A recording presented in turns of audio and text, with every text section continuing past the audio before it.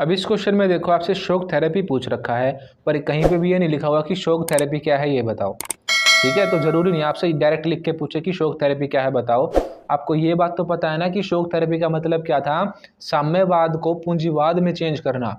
जो रशिया ने या सोवियत संघ ने 1990 के बाद अपनी इकोनॉमी को एकदम से चेंज किया था, पूंजीवादी बनाया था, वही तो था शॉक थेरेपी। तो आपसे यही लिख के पूछा हुआ है। समाजवाद या साम्यवाद भी लिख सकते हैं यहाँ पे, वो समाजवाद या साम्यवाद से पूंजीवाद की ओर परिवर्तित होना सरल नहीं था, व्याख्या करें। यानी कि मुश्किल था। हम सभी को पता है शॉक थेरेपी में क्या हो गया था, सब कुछ बिक गया था, इकोनॉमी बिल्कुल डाउन हो गई थी, तो आसान नहीं था ना, दिक्कत हुई थी ना बहुत सारी। अब देख लो दूसरे तरीके से कैसे पूछा है।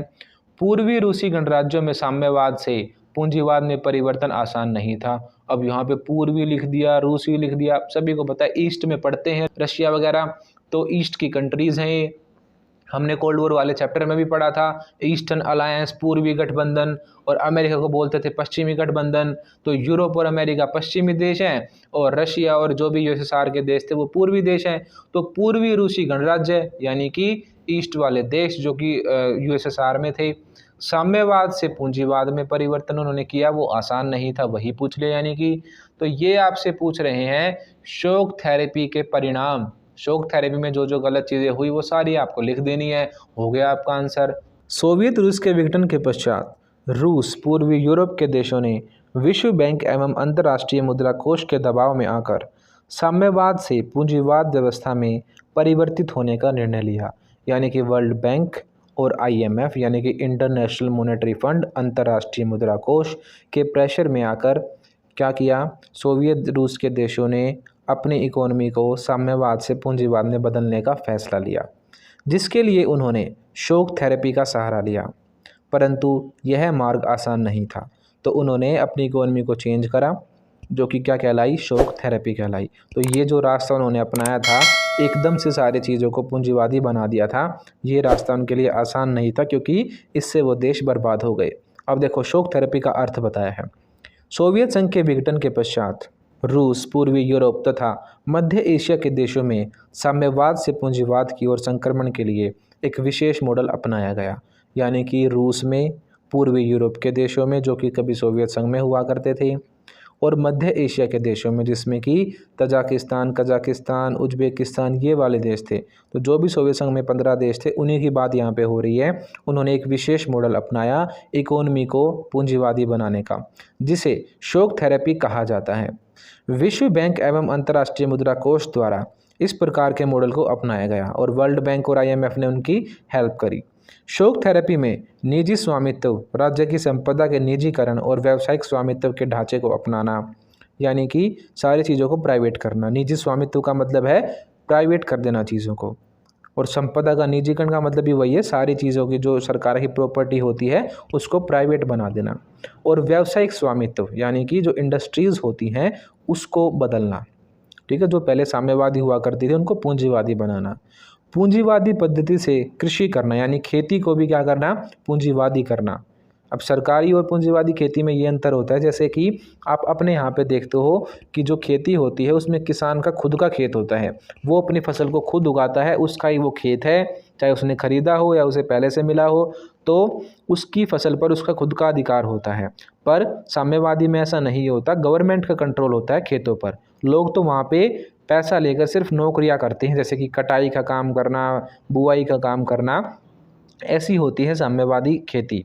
पर आप अपने देश में देखते हो वो पूंजीवादी खेती है। किसान अपनी फसल खुद उगाता है, चाहे उसकी अच्छी हो चाहे बुरी हो, फ़ायदा हुआ तो भी उसका, नुकसान हुआ तो भी उसका। साम्यवादी में नुकसान हो वो भी सरकार का, फ़ायदा हो वो भी सरकार का। तो लोगों का लेवल ऐसी व्यवस्था में बिल्कुल सेम बना रहता है। ठीक है, ना वो अमीर बन सकते ना वो गरीब बन सकते, बिल्कुल सेम लेवल पे वो रहते हैं।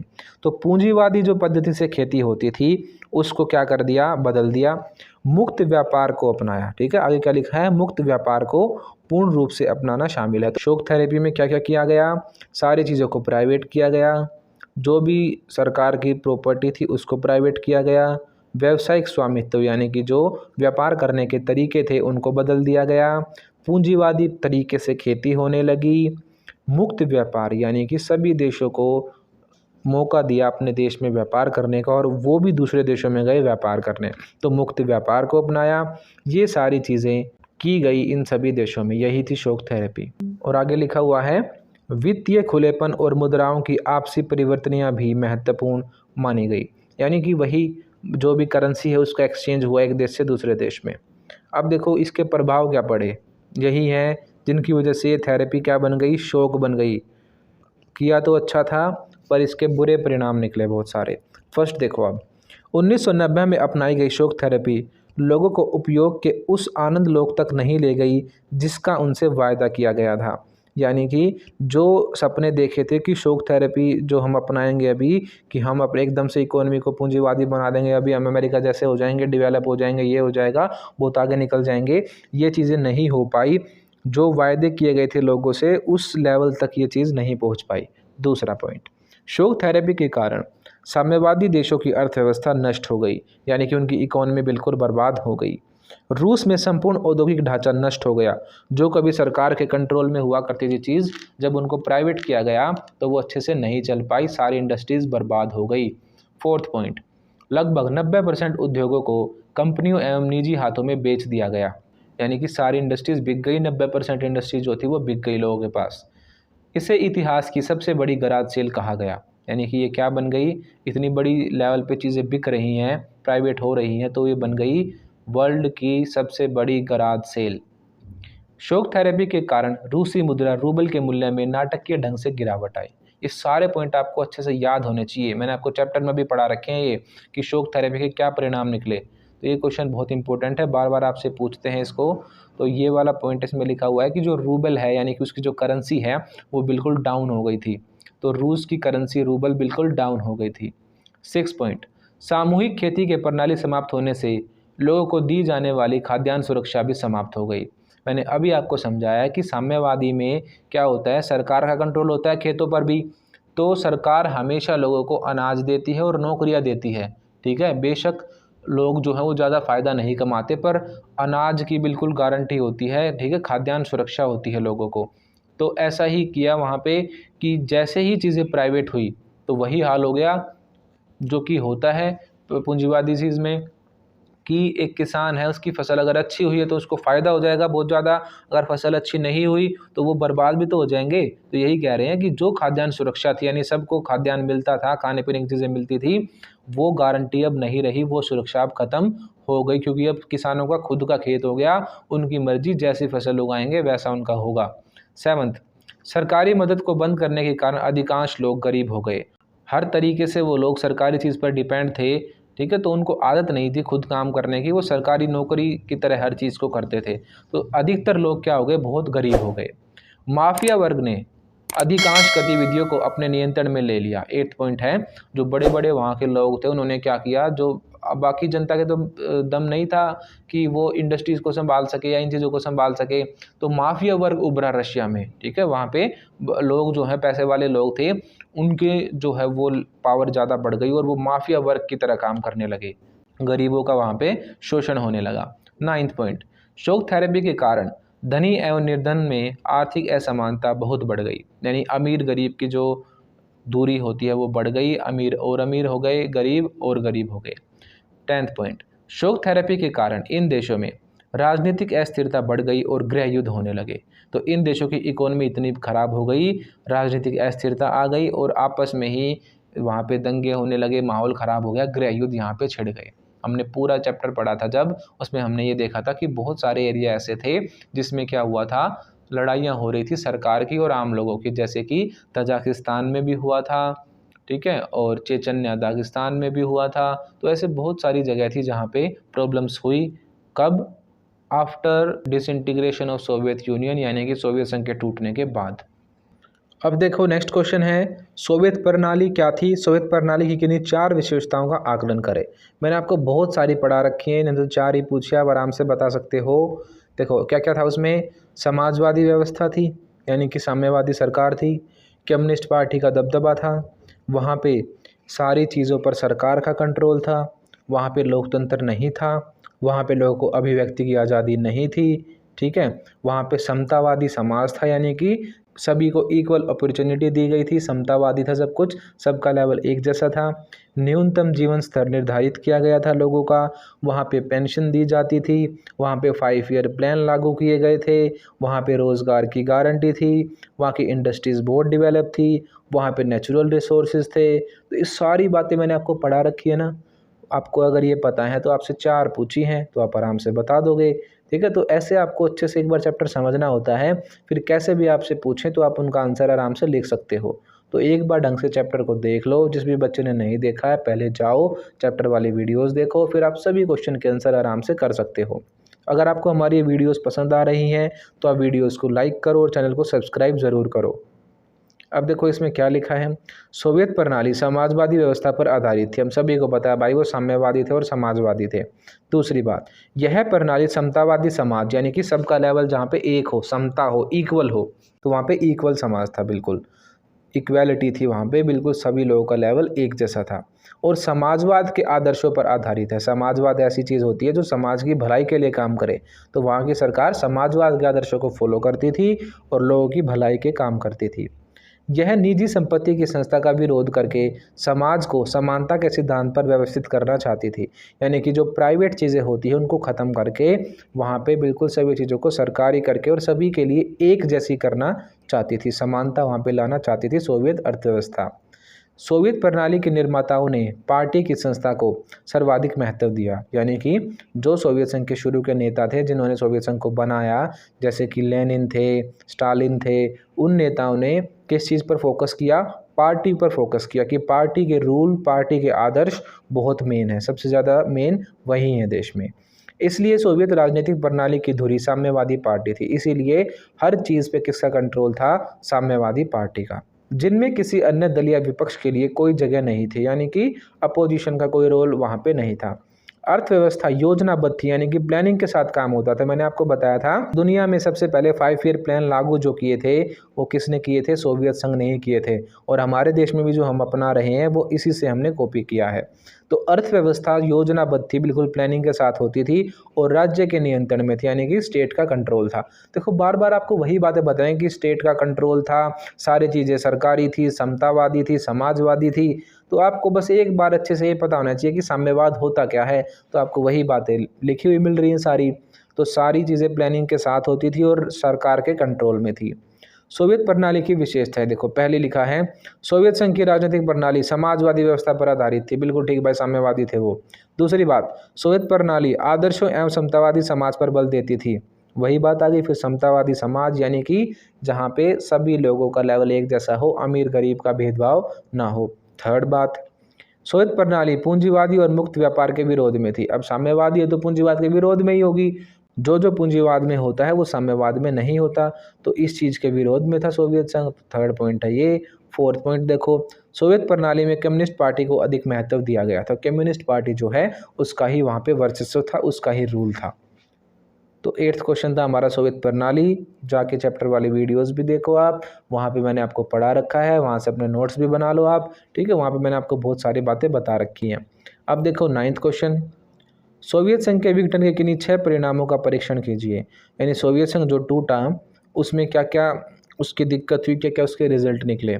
पहला पॉइंट देखो आप, सोवियत संघ के विघटन के कारण विश्व में शीत युद्ध समाप्त हो गया तथा हथियारों की दौड़ समाप्त हो गई, सैनिक गुटों का अंत हो गया। हमें पता है जब कोल्ड वॉर चला हुआ था तो जो है हथियारों की होड़ लग गई थी, अमेरिका और रूस में बहुत तगड़ा कंपटीशन था। ठीक है, और कोल्ड वॉर चल गया था, हथियार बनाने में बिल्कुल पागल हो गए थे देश। तो जब सोवियत संघ ही टूट गया था, सभी वो खुद ही पूंजीवाद को अपनाने लगे थे, तो जो कंपटीशन था साम्यवाद पूंजीवाद का वो तो खत्म हो जाएगा। जो पागलों की तरह वो हथियार बनाने में लगे थे, रूस जो है वो अमेरिका को देखकर हथियार बनाता था, अमेरिका रूस को देखकर बनाता था, वो चीज़ें सोवियत संघ के टूटने से खत्म हो गई। तो पहला पॉइंट यही है कि शीत युद्ध समाप्त हो गया और हथियारों की दौड़ जो है वो समाप्त हो गई। इस क्वेश्चन को आप बिल्कुल हेडिंग वाइज भी याद कर सकते हो, अच्छे से पॉइंट बनाना। देखो पहला पॉइंट इसका बन जाएगा शीत युद्ध की समाप्ति। तो सोवियत संघ के विघटन का पहला परिणाम हुआ शीत युद्ध की समाप्ति। दूसरा पॉइंट आप बना सकते हो हथियारों की दौड़ समाप्त, यानी कि जो हथियारों की दौड़ थी वो बिल्कुल ख़त्म हो गई। तीसरा पॉइंट आप बना सकते हो सैनिक गुटों का अंत, जैसे कि कभी नाटो, सियाटो, सेंटो अमेरिका ने बनाए थे और वारसा जो है वो सोवियत संघ ने बनाया था। ऐसे ऐसे सैनिक संगठन अब नहीं रहे, वो अब खत्म हो गए। अगली हेडिंग आप बना सकते हो शक्ति संबंधों में परिवर्तन, यानी कि जो कभी दो महाशक्ति हुआ करती थी, एक थी सोवियत संघ, एक थी अमेरिका, वो चीज़ें बदल गई। सोवियत संघ के पतन के पश्चात अमेरिका और अधिक शक्तिशाली हो गया और विश्व संगठनों पर उसका अधिक नियंत्रण हो गया। तो आप ये पॉइंट बना सकते हो कि शक्ति संबंधों में परिवर्तन आया, ठीक है, और रूस की पावर खत्म हो गई। उसके बाद आप एक और पॉइंट ये बना सकते हो कि अमेरिका के वर्चस्व की स्थापना हुई, यानी अमेरिका ही एक अकेली शक्ति बच गया। तो इतने सारे हेडिंग आप यहाँ पे बना सकते हो। हेडिंग वाइज याद करना है इस क्वेश्चन को, इजीली आपको याद होगा, ठीक है, और अच्छे से आप फिर एक्सप्लेन भी कर पाओगे। अगला पॉइंट आप देख सकते हो कि नए गणराज्यों का उदय, आप ये हेडिंग बना सकते हो नए राष्ट्रों का उदय या नए गणराज्यों का उदय। अब जब सोवियत संघ टूट गया तो उसमें से वो 15 के 15 अलग हो गए थे ना सारे, उन्होंने अपने नए तरीके से काम शुरू किया था ना, तो यही है नए गणराज्यों का उदय। बिखर गए थे वो देश, वहाँ पे अनेक छोटे छोटे देश बने उसके बाद, तो नए नए राष्ट्र उभर कर आए। अगला पॉइंट देखो, आर्थिक सुधार की प्रक्रियाएं शुरू, ठीक है, ये हेडिंग बना सकते हो आप कि सोवियत संघ के विघटन के पश्चात जो भी देश थे वहाँ पे इकोनॉमिक रिफॉर्म्स हुए जो कि वहाँ पे ढंग से सफल नहीं हो पाए, जिसको हम शॉक थेरेपी कहते हैं। तो शॉक थेरेपी भी आप हेडिंग बना सकते हो, या आर्थिक सुधार की प्रक्रिया शुरू हुई, ये हेडिंग भी बना सकते हो। तो आप इसमें अभी ये फोर्थ पॉइंट यही लिखा हुआ है, सोवियत संघ के विघटन के पश्चात स्वतंत्र हुए विभिन्न गणराज्यों में राजनीतिक एवं आर्थिक सुधार की प्रक्रिया शुरू हुई। वहाँ पे इकोनॉमिक रिफॉर्म्स हुए और पॉलिटिकल रिफॉर्म्स हुए। ये गणराज्य समाजवादी व्यवस्था को छोड़कर जिस पूंजीवाद व्यवस्था की ओर बढ़ रहे थे, उस प्रक्रिया को शॉक थेरेपी कहा जाता है। यानी कि इन्होंने जो साम्यवाद से पूंजीवाद को अपनाया उस चीज़ को क्या कहते हैं, शॉक थेरेपी। अर्थात आघात पहुंचाकर इलाज करना। इन्होंने इलाज करने की सोची थी पर इन्हें झटका लग गया, आघात हो गया इनके साथ। परंतु इस विधि से किए गए इलाज से इन गणराज्यों को कई प्रकार की समस्याओं का सामना करना पड़ा। हमने पढ़ा था ना शॉक थेरेपी में सब कुछ बिक गया था, 90% उद्योग जो है वो बिक गए थे। रशिया के रूसी जो मुद्रा थी रूबेल, वो डाउन आ गई थी, पूरे देश ये बर्बाद हो गए थे, इनकी इकोनॉमी बिल्कुल हिल गई थी। तो यही लिखना है कि रूस में राज्य नियंत्रित औद्योगिक ढांचा ढहने लगा, यानी जो इंडस्ट्रीज थी वो बर्बाद हो गई। लगभग 90% उद्योगों को निजी कंपनियों को बेचा गया, ठीक है, इंडस्ट्रीज बिक गई। इसलिए इसे इतिहास की सबसे बड़ी कराध सेल के नाम से जाना जाता है और इसे क्या कहते हैं, वर्ल्ड लार्जेस्ट कराध सेल। रूसी मुद्रा रूबल में भारी गिरावट आई, यानी उनकी जो करेंसी थी वो डाउन हो गई। सरकारी रियायतों की समाप्ति हो गई, लोगों को कई प्रकार के कष्ट सहने पड़े, लोगों की लाइफ जो है वो बिल्कुल ख़राब हो गई। फिफ्थ पॉइंट, सोवियत संघ से अलग हुए गणराज्यों में अनेक कारणों से संघर्ष हुए। तो एक हेडिंग आप ये बना सकते हो, अलगाववादी संघर्ष। हमने पढ़ा था ये कि जैसे ही सोवियत संघ टूटा तो अनेक राज्यों में क्या हुए थे, कहीं पे आंदोलन, कहीं पे गृह युद्ध चला, कहीं पे कोई दिक्कत, कहीं पे कोई दिक्कत। तो अलगाववादी आंदोलन चले बहुत सारे देशों में, ठीक है। जैसे कि तजाकिस्तान का एग्जाम्पल यहाँ पे लिखा हुआ है कि 1991 से लेकर 2001 तक वहाँ पर गृह युद्ध चला, ठीक है। गृह युद्ध को बोलते हैं सिविल वॉर। तो सिविल वॉर चला कहाँ पे, तजाकिस्तान में। तो फिफ्थ पॉइंट में यही लिखा है कि अनेक गणराज्यों में संघर्ष हुए। तो ये भी आप हेडिंग बना सकते हो, संघर्ष वाली या अलगाववादी आंदोलन, आप इसकी हेडिंग बना सकते हो। तो फिफ्थ पॉइंट है, सोवियत संघ से अलग हुए गणराज्यों में अनेक कारणों से संघर्ष होने लगा। चेचन्या और दागिस्तान में हिंसात्मक अलगाववादी आंदोलन चले, ठीक है। चेचन्या में, दागिस्तान में हिंसा हुई, बहुत सारे आंदोलन चले। तजाकिस्तान लगभग 10 वर्षों से गृह युद्ध की चपेट में रहा, तो 10 साल तक वहाँ पे गृह युद्ध चला। सिक्स्थ पॉइंट देखो, मध्य एशियाई गणराज्यों में पेट्रो संसाधनों के होने के कारण यह क्षेत्र विदेशी ताकतों का अखाड़ा बन गया। युगोस्लाविया कई छोटे छोटे टुकड़ों में बंट गया। तो यहाँ पे मैंने आपको बताया पेट्रोलियम होता है बहुत सारा, तो पेट्रोलियम होने की वजह से यूरोप के देश और अमेरिका जैसे देशों ने यहाँ पे बहुत इंटरफेयर किया है और यहाँ पे बहुत सारी लड़ाइयाँ भी हुई हैं। तो इसीलिए कह रहे हैं कि विदेशी ताकतों का अखाड़ा बन गया, यानी कि वर्ल्ड की जो दूसरे देश हैं उनकी जो पावर है वो यहाँ पे उन्होंने बहुत दिखाई और यहाँ पे लड़ाइयाँ बहुत सारी हुई। युगोस्लाविया जो देश था वो पहले कई देशों का एक ग्रुप था, वो अब बिखर गया। तो ये सारी रिजल्ट निकले किसके, सोवियत संघ के टूटने के। क्या क्या हुआ है, इकोनॉमी चेंज हो गई है, शीत युद्ध खत्म हो गया है, हथियारों की दौड़ पर रोक लग गई है, ठीक है, अमेरिका महाशक्ति बन के उभरा है, शोक थेरेपी हुई है, नए नए गणराज्यों का उदय हुआ है, उसके अलावा हिंसा हुई है, अलगाववादी आंदोलन हुए हैं कई राज्यों में, और विदेशी ताकतों का अखाड़ा बन गया ये वाला एरिया। तो ये सारी चीज़ें हुई हैं किसकी वजह से? सोवियत संघ के टूटने की वजह से। और आप यहाँ पे हेडिंग एक और भी बना सकते हो कि दो ध्रुवीयता खत्म हो गई, यानी दुनिया में जो दो ध्रुव हुआ करते थे, एक तरफ अमेरिका एक तरफ रशिया, वो चीज़ अब खत्म हो गई।